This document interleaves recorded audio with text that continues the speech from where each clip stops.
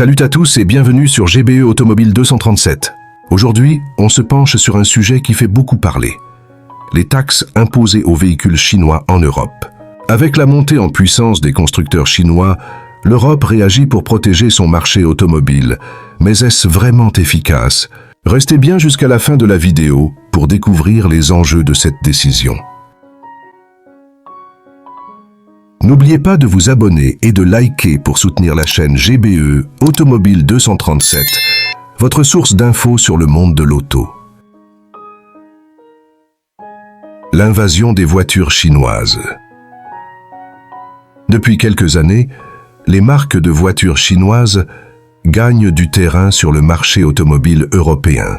Des modèles comme MG, BYD et NIO proposent des voitures électriques modernes et abordables, ce qui attire de plus en plus de consommateurs.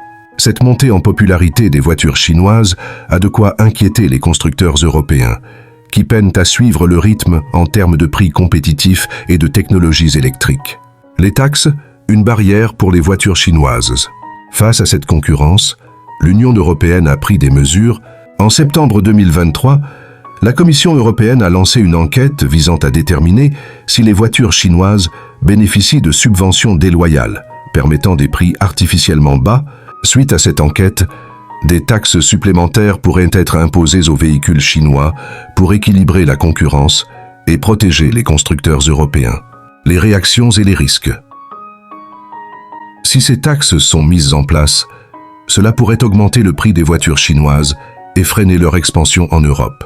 Mais cette mesure pourrait aussi avoir des conséquences négatives pour les consommateurs. En effet, les voitures chinoises permettent à de nombreux acheteurs d'accéder à des véhicules électriques abordables, une option cruciale dans un contexte de transition énergétique. Augmenter leur prix limiterait donc le choix pour les consommateurs européens. L'Europe est-elle en train de perdre le marché automobile? Cette situation soulève une question importante. L'Europe est-elle en train de perdre son marché automobile? Les constructeurs européens sont confrontés à un double défi, la transition vers l'électrique et la pression des prix. Alors que les marques chinoises avancent à grands pas, l'industrie automobile européenne doit réagir vite. Pour rester compétitifs, les constructeurs européens doivent non seulement innover, mais aussi réduire leurs coûts de production.